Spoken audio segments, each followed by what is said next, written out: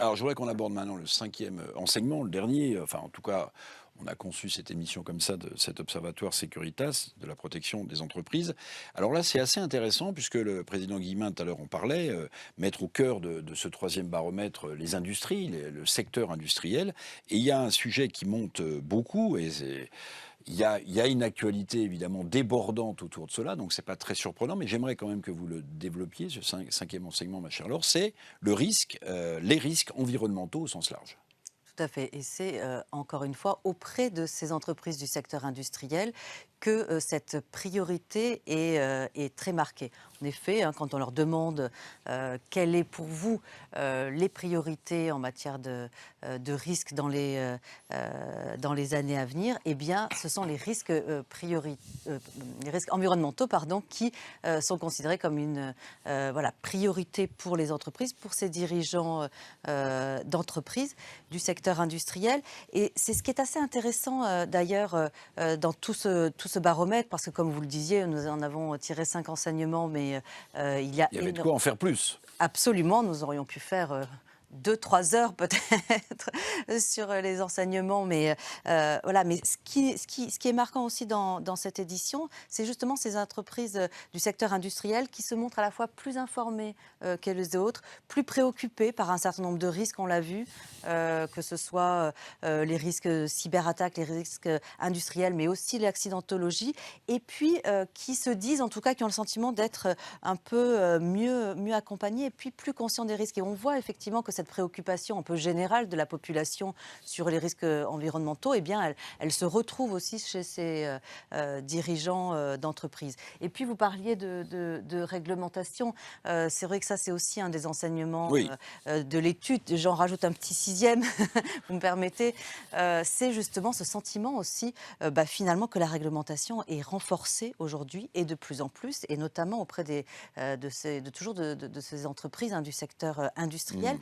Et vous avez d'ailleurs seulement 58% des entreprises du secteur industriel qui nous disent qu'il est facile de s'y conformer à cette réglementation. Et donc là, on voit aussi en creux, et c'est un peu aussi pour ouvrir le débat, cette attente d'accompagnement face à cette réglementation grandissante pour essayer justement, parce que c'est aussi une préoccupation forte du dirigeant, de bien respecter cette réglementation et de bien l'appliquer au sein de son Mm. entreprise. Alors, je prends le point sur la réglementation pour le petit débat que je vais animer ensuite, parce que on pourra se poser la question, Monsieur Cloître, effectivement, hein, d'une réglementation qui s'empile, une réglementation utile, pas utile, trop importante, mais juste sur ces risques environnementaux. Évidemment, c'est votre sujet prioritaire. Il y a quand même un grand public qui écoute les infos et qui voit bien des drames absolus. Il y a eu des risques Céveso, il y a eu des entreprises qui ont explosé, la population s'est inquiétée. Le risque environnemental ou environnementaux au sens large, c'est une préoccupation évidemment pour l'industrie, pour les chefs d'entreprise, et puis pour la population au sens large. Évidemment, un ministère régalien, un ministère qui doit faire régner l'état de droit, se penche sur ces deux aspects du problème.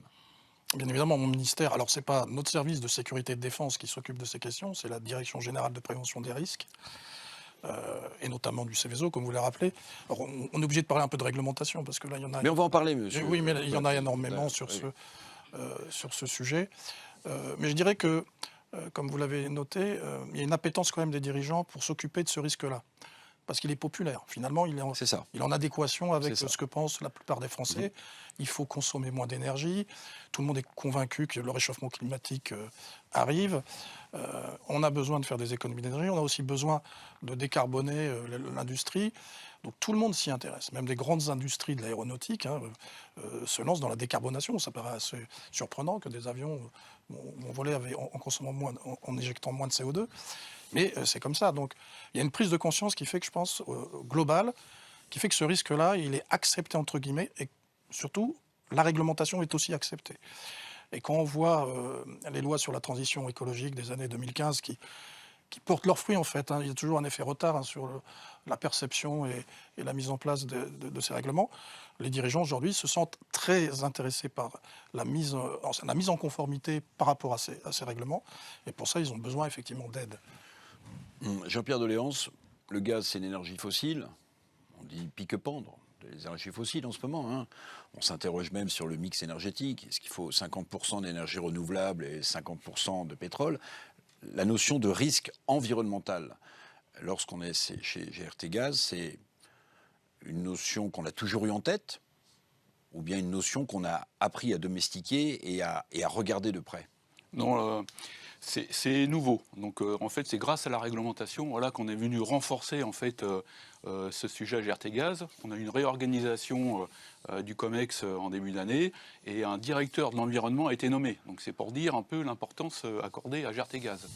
Donc moi je suis aussi très sensible à ce sujet-là parce que je suis apiculteur. Donc c'est pour dire qu'on est tous acteurs de l'environnement. Donc dans l'entreprise, vraiment tout le monde porte vraiment le sujet environnement à cœur. Je prends des exemples concrets hein, sur le terrain, sur nos stations ou nos postes gaz. On avait l'habitude de mettre des pesticides, donc griller carrément toute la faune et la flore. Enfin, donc aujourd'hui, c'est plus possible, quoi. Donc vraiment, là, il y a une préoccupation terrain par les agents, et on applique la réglementation à la lettre.